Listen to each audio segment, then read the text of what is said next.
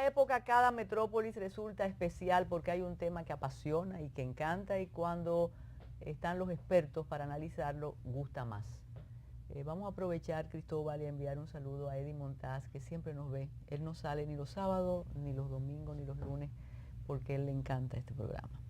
Don Cristóbal, desde que comenzó el proceso o el post 15 de mayo y desde antes, lo mencionábamos, y usted también mencionaba al arquitecto Luis Guzmán, porque aparte de lo político, que yo sé que a usted le apasiona, hay todo un andamiaje jurídico que la coyuntura electoral obvia, o no le gusta mencionarlo. Desde aquello que las infracciones electorales no cuentan y que se supone que no hay acción pública cuando se trata desde asesinatos, desde delitos electorales, hasta cómo una situación que se convierte en subjetiva de pierde o gana, en lugar de buscar las vías legales establecidas, utiliza la protesta, que es un derecho, la calle, y también ese aviso de tragedia, de tormenta. Quisiéramos que en este Metrópolis analizáramos la dimensión de las quejas electorales, los procedimientos si existen, y naturalmente vamos a partir del 15 de mayo. ¿Considera usted que estas elecciones han sido fraudulentas, que no permiten la legitimidad de las autoridades que el voto decidió que fueran las que rigieran en los próximos 4 años? Bienvenido a su es que pensé en Eddie otra vez. Bienvenido a su programa Metrópolis, don Cristóbal Rodríguez Gómez. Muy buenas noches, es un placer como siempre estar en Metrópolis hablando con usted como siempre de temas no solo de actualidad, sino de mucha relevancia para la discusión pública y para la vida institucional del país.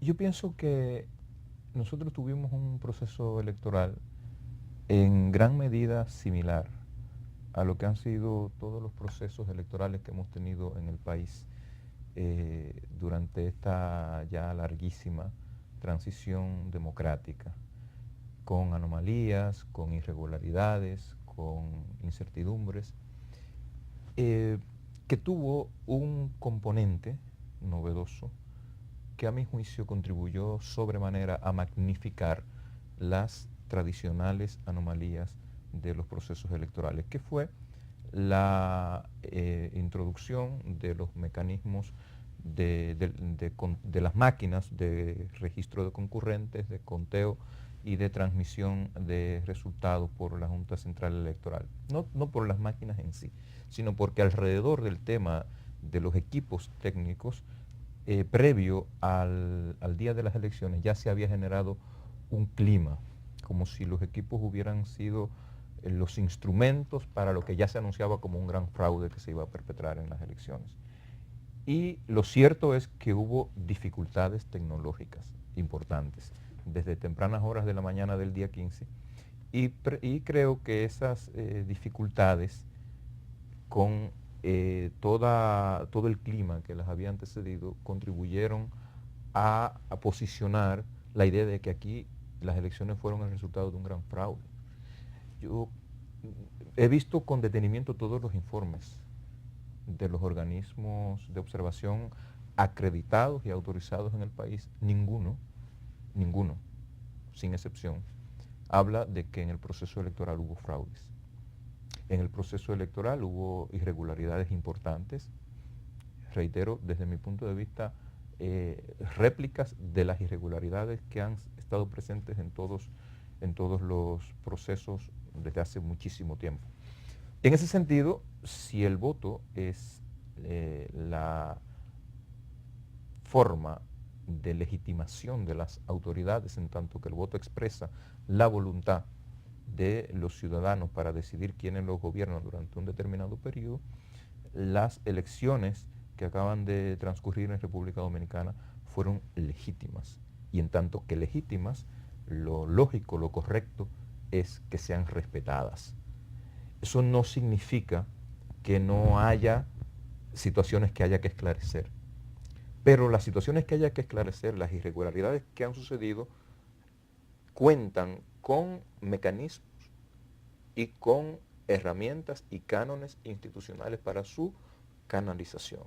Si un candidato alega que se le hicieron un fraude, lo primero que debe presentar son las pruebas del fraude, lo primero, ante las instancias correspondientes. Porque en cualquier sociedad medianamente organizada, la calle es la última ratio. Así como la prisión es la última ratio en el derecho penal, la calle es el último recurso al que se debe recurrir para la reclamación de cualquier demanda. Porque si no, entonces suprimamos las instituciones. Cuando yo escucho, y fíjense que lo escuchamos sin interrupción, igual que el público presente aquí, numerosísimo, como siempre, lo entiendo, lo acojo, lo comparto.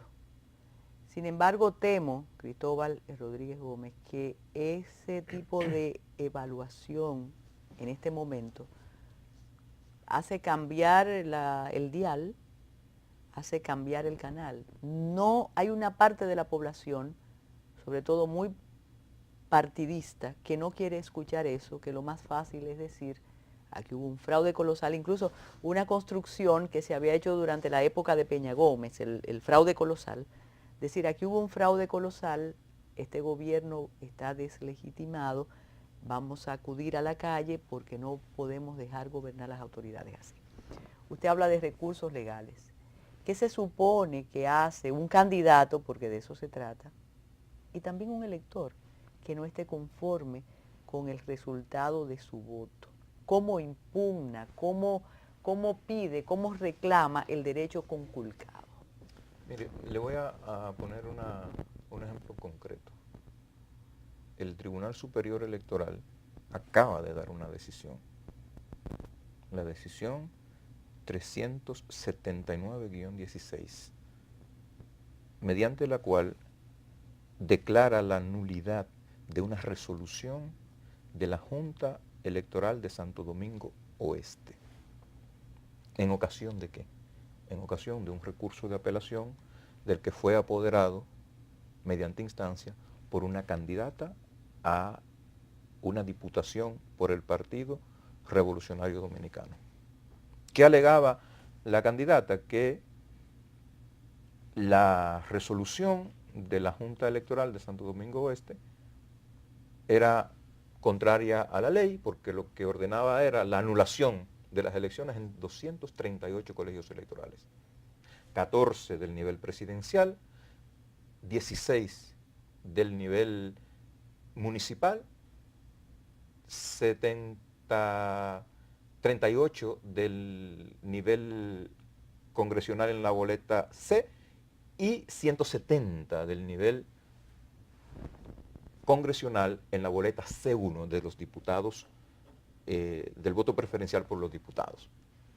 O sea, la Junta ordenó la anulación de las elecciones entre 238 colegios electorales en esas proporciones.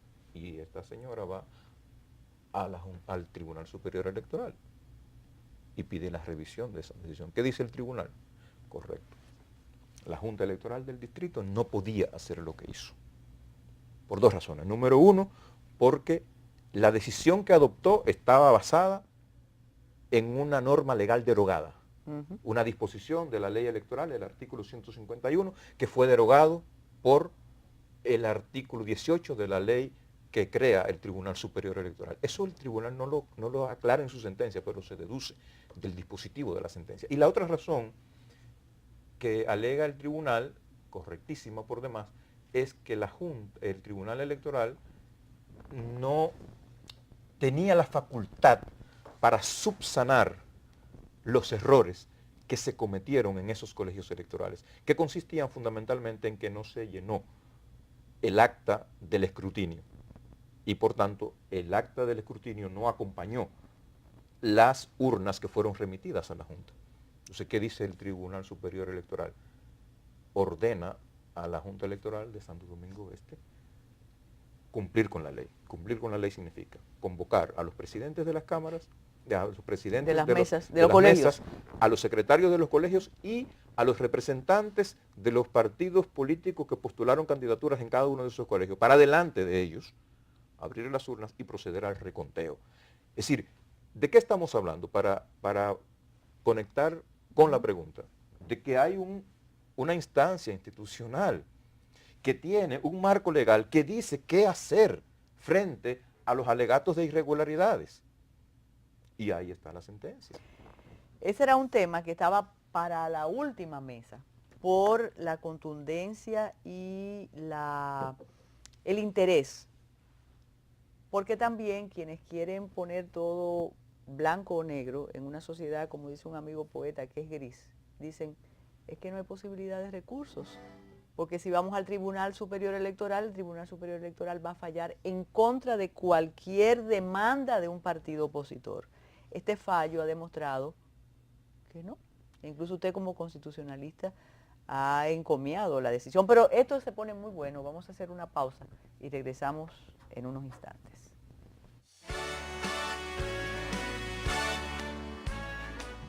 Ya es abogado, dice que afuera es mucho mejor para el asunto de los nietos.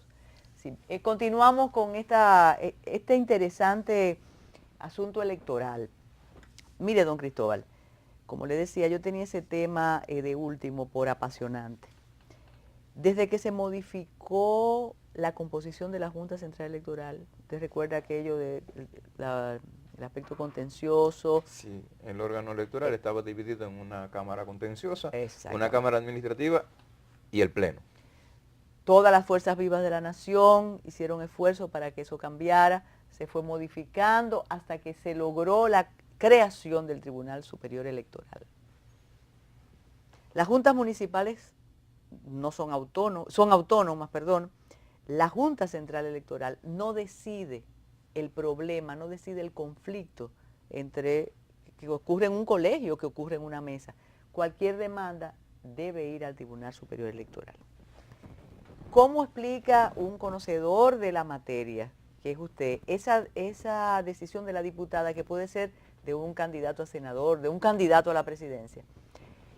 Alguien decía en un artículo que le faltaba alguna información, pienso, que se habían violado otros procesos previos y la diputada, en el caso de la especie, había llegado de inmediato al Tribunal Superior Electoral.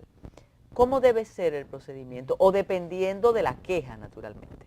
No, fíjese, la propia Constitución de la República prevé una competencia contenciosa a las juntas municipales. Es decir, con las juntas municipales pasa algo muy similar a lo que pasaba antes con la Junta Central Electoral. Son juntas centrales municipales, si se quiere. Exactamente. Tienen funciones administrativas, pero tienen funciones contenciosas, con una diferencia. El carácter contencioso de determinadas funciones de las juntas municipales les viene conferido directamente por la Constitución, no por la ley. Es la Constitución. Y pueden decidir sin pedirle permiso a la Junta Central Electoral. Tienen que decidir. Tienen que decidir. Pero eso no porque la Junta Central Electoral no tiene competencias contenciosas. Son las juntas municipales. Por tanto, las decisiones de las juntas municipales actuando en sus competencias y atribuciones contenciosas solo pueden ser recurribles en apelación ante el Tribunal Superior Electoral, ante ningún otro órgano. Por tanto, entre la Junta Municipal y el Tribunal Electoral no hay ninguna instancia intermedia a la que haya que recurrir. Entonces, algo que a un especialista como usted le condiciona y le cambia el análisis. Alguien diría, un amigo nuestro, por ejemplo, Chichi Ceballos decía, no se puede hacer eso ahí porque todas las juntas reciben órdenes de la Junta Central Electoral. Entonces cualquier decisión va a estar mediada por una disposición administrativa del jefe omnímodo. Reitero, no hay una jefatura omnímoda sobre las juntas municipales. No, porque vuelvo y digo, el sistema de recursos en cualquier materia está regulado por ley. Es decir, hay un tribunal que le da una decisión en contra de los intereses de su cliente, de su representado. La ley dice ante qué órgano usted recurre. La ley electoral, la ley 129.11, que es la ley que crea el Tribunal Superior Administrativo, dice que las decisiones de las juntas municipales se recurren no ante la Junta Central Electoral. Y por tanto la Junta Central Electoral no tiene jerarquía contenciosa sobre las juntas municipales por una razón simple. La Junta Central Electoral no tiene competencia contenciosa. En la medida en que no tiene competencias contenciosas, no puede tener jerarquía contenciosa sobre los órganos electorales municipales. Yo creo que eso algunos políticos no lo entienden. Deberían. Deberían, porque está muy claro. Y vuelvo y le digo, la competencia contenciosa de los órganos... Primero, la razón por la que se divide la Junta Central Electoral del Tribunal Superior Electoral es para que las labores administrativas y contenciosas estén separadas. Porque aquí se hablaba, yo pienso que no sin razón, de que teníamos un órgano electoral esquizoide. Claro. Esquizoide, ¿no? Entonces se resolvió eso y entonces a la Junta Central Electoral se les reservaron solamente la posibilidad competencias administrativas. de anular un proceso electoral. Cuando uno dice anular un proceso electoral, quizá vamos a ponerlo más de la calle. Anular las elecciones del 15 de mayo podía ser una demanda de la oposición y tendría un cauce jurídico para lograr ese deseo de la oposición. Hay las causales de anulación de las elecciones en un determinado nivel, están todas condicionadas a que las irregularidades sean de tal magnitud que las mismas modifiquen o puedan modificar el resultado electoral. Le voy a poner un ejemplo de la misma sentencia del Tribunal Superior Electoral, porque es una sentencia muy interesante.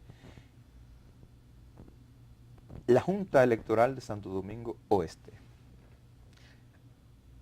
anuló las votaciones en 14 colegios electorales en el nivel A, es decir, en el nivel presidencial. El Tribunal Superior Electoral lo primero que hace, inclusive no deja constancia de ello en el dispositivo, sino que en el cuerpo de la fundamentación de la sentencia dice, este párrafo vale dispositivo. Lo primero que hace es decir, las irregularidades en los 14 colegios electorales del nivel A, es decir, del nivel presidencial, no son suficientes para modificar el resultado en esos colegios. Por tanto, no procede pura y simplemente la anulación. Y ya no hay un recurso superior al Tribunal Superior Electoral. Exactamente. Entonces, lo que hace es que se pronuncia sobre los demás colegios, porque el volumen, estamos hablando de que en el nivel C1 se anularon 170, la votación en 170 colegios. Si uno multiplica 170 por 350, 400, que es más o menos la media de concurrentes en cada colegio, eso da varios miles, muchos miles de votos. Y eso puede, sobre todo en el caso de los diputados, del voto preferencial, puede modificar los resultados. Entonces, ¿a qué voy? A que para que se anule el resultado de una elección, tienen que suceder irregularidades que puedan modificar ese resultado. Si no, aunque se produzcan las causales, si su magnitud no es tal para modificar el resultado, no procede la anulación. Eso es lo que dice la ley, de manera muy clara. Hay algo que la ley no prevé y es, yo aposté, yo me ofrecí y yo perdí. Yo no puedo quejarme por perder. Yo debo quejarme porque me desconocieron mi derecho, o al votante mío también. Todas las protestas que han asumido los partidos de oposición, que incluso han llevado al candidato que mejor le fue en las elecciones, logrando en su primer año de existencia el Partido Revolucionario Moderno una votación récord, pero en estas solicitudes el candidato del PRM se ha convertido como si él fuera de partidos minoritarios también, porque ha acogido las demandas de los demás. Quizás algo que se debió hacer previo a las elecciones para formar un frente opositor y demás. Todas estas demandas que tienen un carácter ya de seriedad en la medida que la asumen estos candidatos, si no adquieren, si no toman forma jurídica, ¿usted cree que se van a dar contra la pared y que el proceso y la proclamación y las decisiones del Tribunal Superior Electoral continuarán sin afectarle el derecho que ellos tienen. Vuelvo a insistir. En la sociedad, en el Estado, el nuestro, las leyes prevén los mecanismos y las vías institucionales para perseguir los intereses y los reclamos en cualquier ámbito, incluido el electoral. Si una organización política o un conjunto de organizaciones políticas desconfía de la imparcialidad, de la independencia de determinados órganos de toma de decisiones, parte de su responsabilidad política consiste en convencer a la población, entre otras cosas, para ser favorecido con el voto para la modificación de las instancias que considera que su composición ha sido alterada en términos de que no están integrados por jueces imparciales, etcétera, etcétera. Eso es algo que se puede discutir, pero también incluso para la recomposición de esos órganos existen mecanismos institucionales. Lo demás es la ruptura del ordenamiento institucional. Lo demás es el quiebre de las instituciones. Lo demás es dejar de lado el derecho y entrar al terreno de los hechos, a una situación de facto que yo pienso que no le conviene al país. Y yo en esto soy bastante claro, bastante categórico. Yo creo que de todo lo peor es la salida de los marcos institucionales. Pero puede ser una apuesta política también. A mí me parece un error. Si esa fuera una apuesta política, a mí me parece un error. Yo pienso que con todas las precariedades institucionales, con todos los límites que los tenemos, con todas las anomalías que las hubo en el proceso electoral, la sociedad dominicana todavía transita por una senda en la que es posible sentarnos a discutir, en la que es posible continuar apelando al derecho, en la que es posible continuar apelando a las instituciones. Hay que mejorarlas sin duda, muchas, y en gran medida hay que mejorarlas, pero yo creo que todavía nosotros tenemos dentro de nuestro marco jurídico herramientas para continuar profundizando las demandas y las luchas por el mejoramiento de nuestras instituciones. Cuando regresemos vamos a hablar de la responsabilidad de la Junta Central Electoral. Este proceso para algunos grupos políticos de distintas denominaciones tiene un culpable, tiene un nombre. Ese nombre es Roberto Rosario Márquez. A veces yo digo que es muy fácil. El culpable de la tiranía de Trujillo solo fue Trujillo. El culpable del balaguerato solo fue Balaguer. El culpable de todo lo que pasó en las elecciones, si pasa en las juntas, si pasó en los colegios, es Roberto Rosario Márquez. Vamos a hablar con el especialista de cómo está compuesta la Junta Central Electoral, e independientemente del temperamento, independientemente de cómo actúe o cómo sea Roberto Rosario Márquez, cómo se reparten las responsabilidades. Hacemos una pausa y regresamos.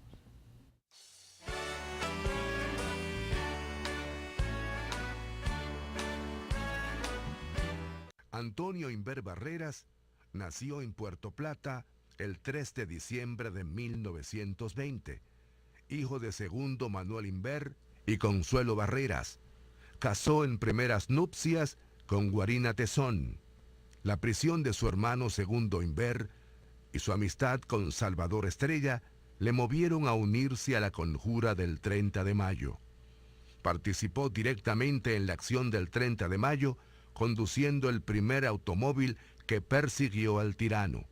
Sobrevivió escondido hasta la salida de los Trujillo del país, declarado por el Congreso Nacional como héroe nacional por su participación en el ajusticiamiento del dictador Rafael Leónidas Trujillo. Fue miembro del Consejo de Estado que gobernó al país desde enero de 1962 hasta febrero de 1963. Al cesar sus funciones en el Consejo de Estado, pasó a ostentar el rango de general de brigada del Ejército Nacional ad vitam, al igual que Luis Amía Matió del grupo del 30 de mayo. Fue parte de la Junta Cívico-Militar que durante 2 días tuvo a su cargo la dirección del país en septiembre de 1963, luego del golpe de Estado que derrocó al presidente constitucional, profesor Juan Bosch. Fue presidente del Consejo de Reconstrucción Nacional en 1965, que funcionó de manera paralela al presidido por el coronel Caamaño a nombre de las fuerzas constitucionalistas. Fue secretario de Estado de las Fuerzas Armadas durante la dictadura de los 12 años de Balaguer. En el período de Balaguer, 1986-1988, fue designado presidente del Consejo de Administración de la Rosario Dominicana. Ostenta la condecoración de Duarte Sánchez y Mella en el grado de oficial. Que a usted le cumplan, me dijo el Bien, otro día. se cumple el deber y eso es así. Cristóbal, vamos a hablar de la Junta Central Electoral. Y este proceso ha provocado que... Yo una vez escribí de Roberto Rosario Márquez que él no es ni patricio ni plebeyo. Y eso es importante. Independientemente, yo sé de tus críticas con aquella decisión en el tema de los descendientes de los descendientes de migrantes. Sí, tuve que cuidar el término, el desnacionalizado, pero la llegada de Roberto Rosario Márquez a la Junta provocó un cambio. No era un designado de las élites, ni era uno de los notables, ni nada. Era un hombre político que se fajó, que llegó ahí porque sí, y no está acostumbrado a que lo manejen, y eso es una condición. Ya eso es aparte de su terquedad y de lo que ocurrió ahora. Pero me llama la atención que todos los cañones se dirigen al presidente de la Junta, al presidente del Pleno, y de repente los otros son como unos secuestrados, independientemente de Eddie Olivares, que fue el que encendió el fuego previo a las elecciones. Quizás por la sorpresa de llegar al aire se puede entender que estamos haciendo como una especie de apología de Roberto Rosario Márquez. No es eso, es provocando la evaluación que hace un experto en estos menesteres. ¿Quién manda en la Junta? ¿Manda Roberto Rosario? ¿Manda el Pleno? Mire, lo que pasa en la Junta es algo que pasa en muchas instituciones en nuestro país, que al presidente se le suele pegar todo lo bueno, todo lo malo. Yo pienso que más lo malo que lo bueno a veces, porque a veces lo bueno se reivindica como la gestión de todos, la gestión la Virgen de la Altagracia y el médico. Entonces, yo pienso que el presidente de la Junta Central Electoral, que independientemente de las contradicciones que en mi caso particular he tenido en algún momento, no con él, sino con decisiones que él ha auspiciado desde ese órgano, fue reconocido casi por todo el mundo, con razones, por haber sido una persona que mostró unas capacidades particulares para gerenciar el organismo electoral. Eso es una cuestión que está fuera de duda. Yo pienso que el proceso electoral recién concluido se convirtió en un desafío que él no pudo superar en el tema de la gestión. Lo que pasó con los equipos técnicos, lo que pone en evidencia es que no se tomaron todas las previsiones del lugar. Y aun cuando es él el presidente de la Junta Central Electoral y quien tomó el protagonismo en la defensa de la implementación de estos equipos, yo pienso que hay una responsabilidad del órgano y que debe ser analizado como tal, y las decisiones que se vayan a tomar, si se fuera a tomar alguna, en relación con los resultados del proceso electoral, debe comprometer al Pleno de la Junta Central Electoral, porque el presidente de la Junta es un miembro de un órgano colegiado. Insisto, creo que la Junta falló Creo que la Junta no estuvo a la altura de la novedad que quiso venderle a este país. Pero esto no puede ser un argumento en el que se escuden los partidos de la oposición para obviar hacer el análisis que ellos tienen que hacer. Es decir, los partidos de la oposición no perdió por la Junta Central Electoral. Las elecciones no las decidió la Junta Central Electoral. Aquí teníamos muchos meses mirando, semana tras semana, la publicación de encuestas de opinión política. Greenberg, Gallup, Sid Gallup latinoamericana. Y todas, encuesta, dice Bernardo Vega, y todas que decían, auguraron el resultado. y todas pronosticaron el resultado, todas.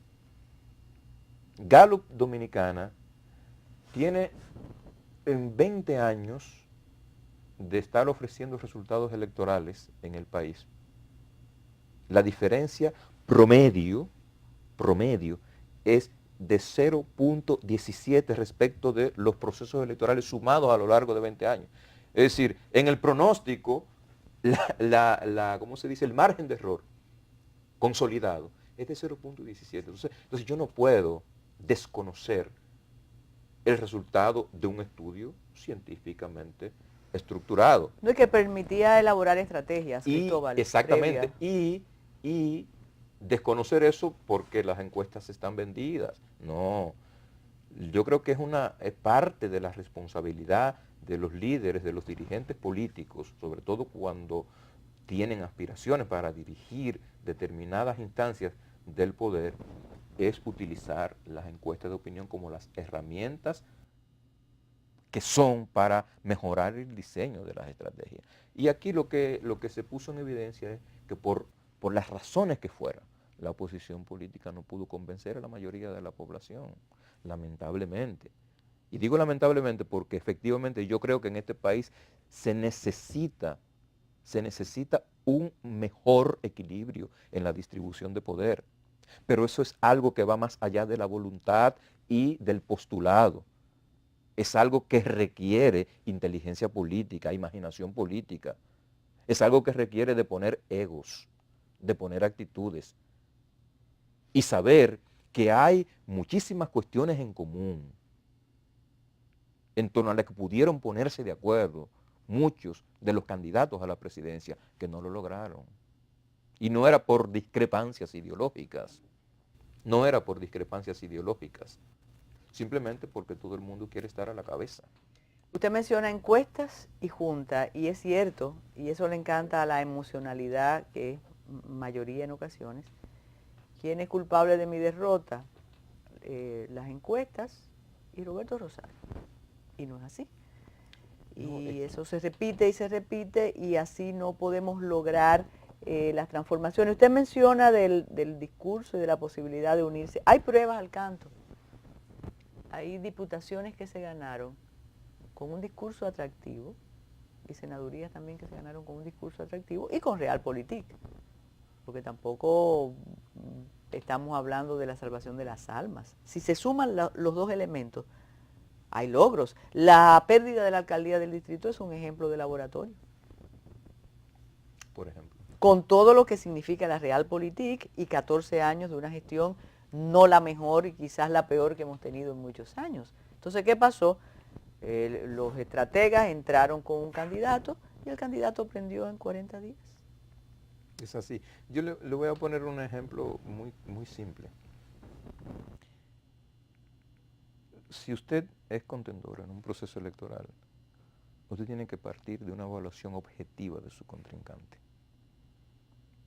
Y pareciera que el presidente Medina lo único que tiene en su haber es el presupuesto del Estado, según el discurso de la oposición. O sea, si usted quiere competir con el presidente de la República, usted tiene que hacer una radiografía más o menos objetiva de las fortalezas de ese competidor.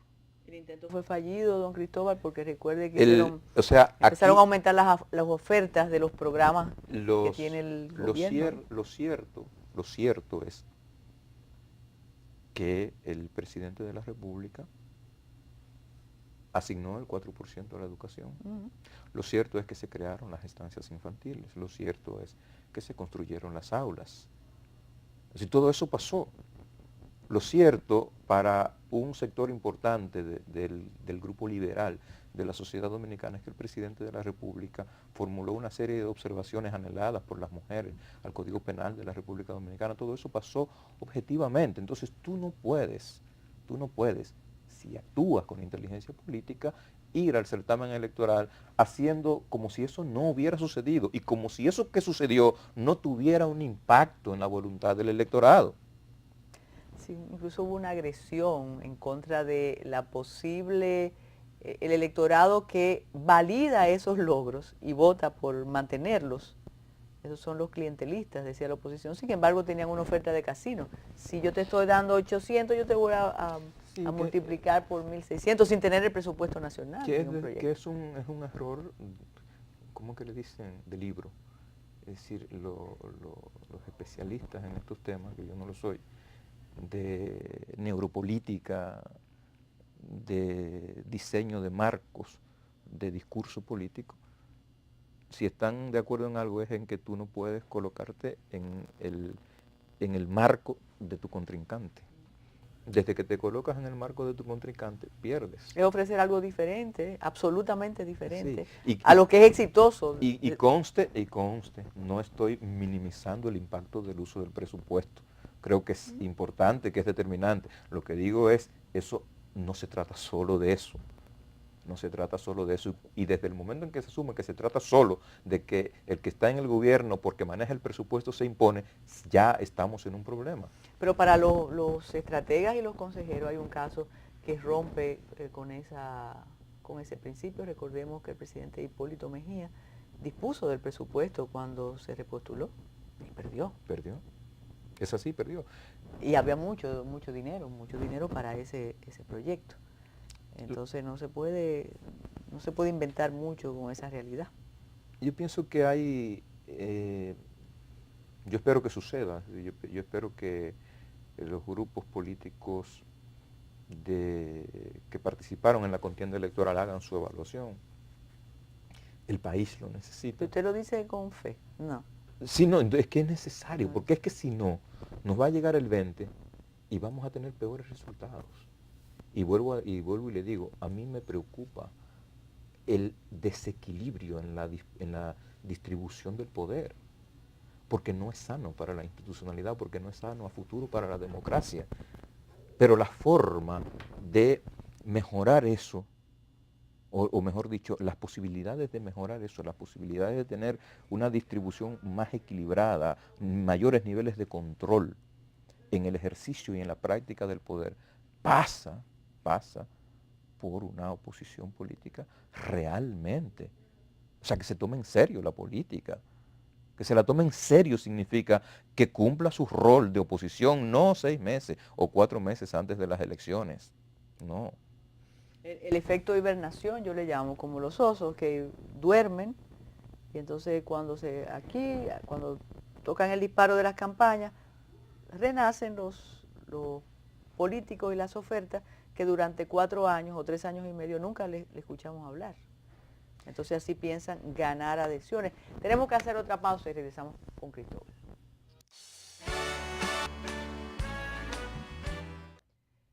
Tenemos que insistir con el asunto de la deslegitimación, porque a mí me preocupa, Cristóbal, porque volvimos a hablar como de la normalidad.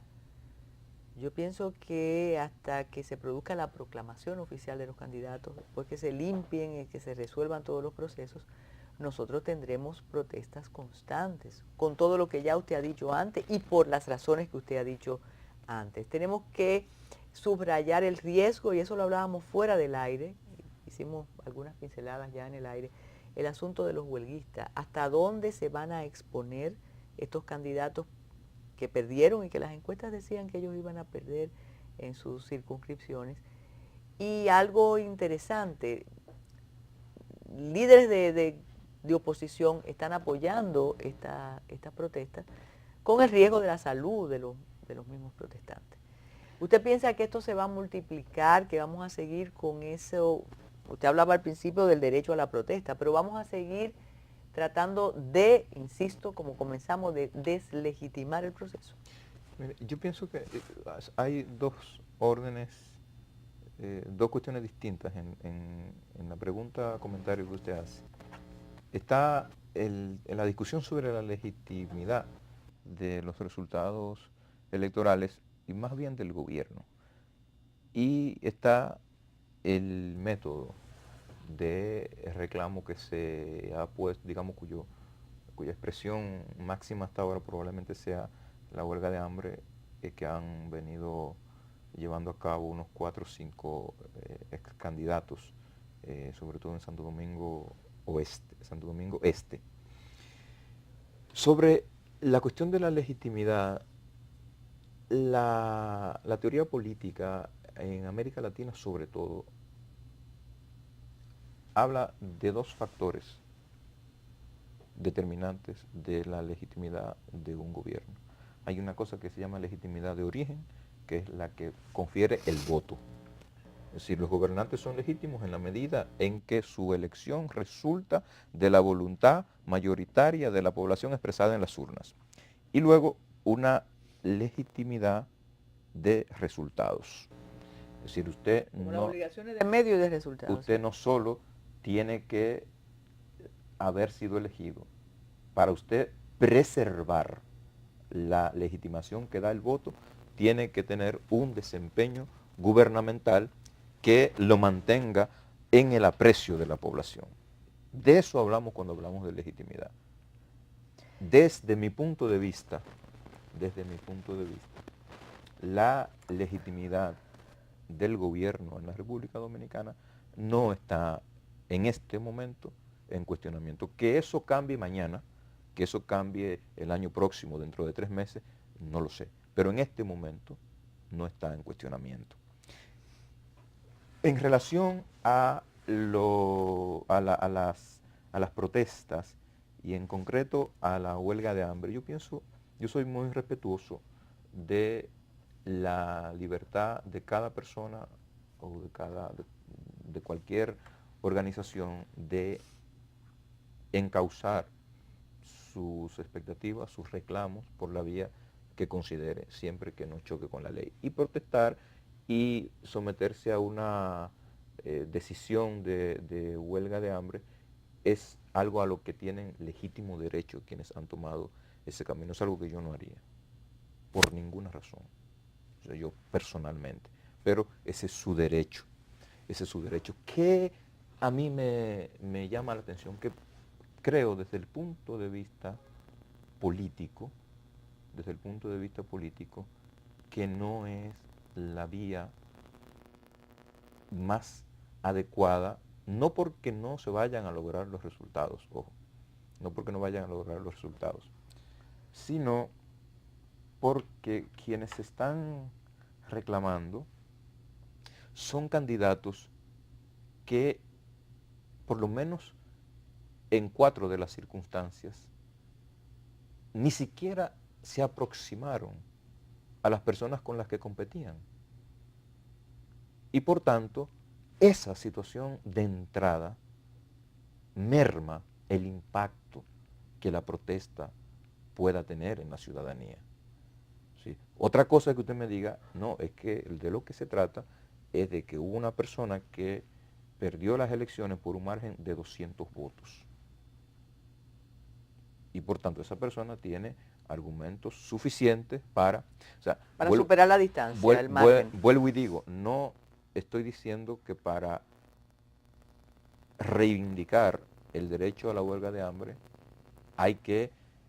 o para justificarlo, hay que tener el resultado deseado. Lo que digo es que me parece un error político porque no, o sea, lo que la gente lee en política, la percepción cuenta. Mucho. La percepción cuenta y la gente no está percibiendo el espíritu detrás de la huelga. La gente lo que está percibiendo es que hay un grupo de personas que en su derecho están haciendo un reclamo, pero que perdieron. Eso es lo que la gente, en la decodificación pura y simple del mensaje, hace. Cristóbal, no puede terminar Metrópolis sin comentar un hecho importante que, como decíamos anteriormente, el candidato Abinader no ha celebrado su extraordinaria votación para ser el primer año de un partido nuevo.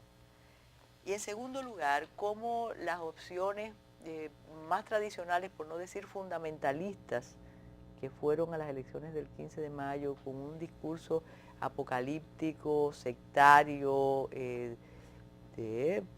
bueno, algunos le dicen un discurso de odio, realmente no pasaron la prueba. Más que no pasaron la prueba, creo que a partir de la decisión electoral tendrían que revisar sus postulados y transformar su oferta. Eso es un logro, yo pienso. Mire, yo pienso que nosotros hay una situación en la que se asemeja mucho la derecha extrema y la izquierda en este país. Mucho, mucho, mucho. Y es en su inveterada incapacidad para concitar voluntades mayoritarias en la población.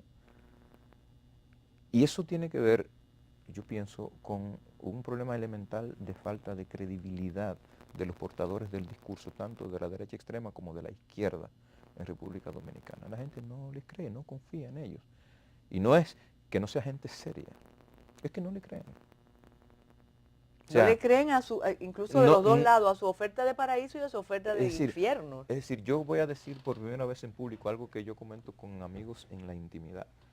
Si a este país tiene suerte de que ese discurso apocalíptico de la extrema derecha no se lo ha apropiado un sector creíble, con el potencial que ese tema tiene, que no se lo ha apropiado un sector o un liderazgo creíble. En el momento en que ese discurso lo asuma un liderazgo creíble, en este país puede pasar cualquier cosa. Mire, es paradójico lo que usted ha dicho, Cristóbal. Absolutamente. Porque incluso por pura percepción, tú sabes que si hubiera un mensajero creíble, como pasa con Donald Trump, por Dios, y no demos idea. Entonces, y con la izquierda pasa, aquí hay un fragmento importante, que no es mayoritario, pero es muy importante, liberal en la población dominicana. Gente que cree en la libertad, gente que defiende el derecho a la autonomía reproductiva de la mujer, que defiende el medio ambiente, y sin embargo esa gente no se siente interpelada por los grupos políticos que dicen que enarbolan el discurso y la práctica liberal, no se siente interpelada. Y sin embargo, por algunos ejemplos que usted ponía en el segmento anterior, parte de ese discurso lo asumen ejecutorias del gobierno. Lo que le decía, por ejemplo, en relación y eso es una gran paradoja también, a las observaciones del Código Penal en lo relativo a la suspensión del embarazo. Entonces, eso tiene una dimensión que nosotros no hemos logrado analizarla. Mientras no se haga ese análisis objetivo, desapasionado, de en qué estamos fallando, vamos a seguir repitiendo los mismos errores. Definitivamente. Yo creo que usted debe volver, Cristóbal Rodríguez Gómez, por aquí. Ha sido una conversación muy agradable. Y ustedes, gracias por permanecer durante tanto tiempo con Metrópolis. Antonio Inver Barreras nació en Puerto Plata el 3 de diciembre de 1920, hijo de Segundo Manuel Inver y Consuelo Barreras. Casó en primeras nupcias con Guarina Tezón. La prisión de su hermano Segundo Inver y su amistad con Salvador Estrella le movieron a unirse a la conjura del 30 de mayo. Participó directamente en la acción del 30 de mayo, conduciendo el primer automóvil que persiguió al tirano. Sobrevivió escondido hasta la salida de los Trujillo del país, declarado por el Congreso Nacional como héroe nacional por su participación en el ajusticiamiento del dictador Rafael Leonidas Trujillo. Fue miembro del Consejo de Estado que gobernó al país desde enero de 1962 hasta febrero de 1963. Al cesar sus funciones en el Consejo de Estado, pasó a ostentar el rango de general de brigada del Ejército Nacional ad vitam, al igual que Luis Amía Matió del Grupo del 30 de Mayo. Fue parte de la Junta Cívico-Militar que durante 2 días tuvo a su cargo la dirección del país en septiembre de 1963, luego del golpe de Estado que derrocó al presidente constitucional, profesor Juan Bosch. Fue presidente del Consejo de Reconstrucción Nacional en 1965, que funcionó de manera paralela al presidido por el coronel Caamaño a nombre de las fuerzas constitucionalistas. Fue secretario de Estado de las Fuerzas Armadas durante la dictadura de los 12 años de Balaguer. En el período de Balaguer, 1986-1988, fue designado presidente del Consejo de Administración de la Rosario Dominicana. Ostenta la condecoración de Duarte Sánchez y Mella en el grado de oficial.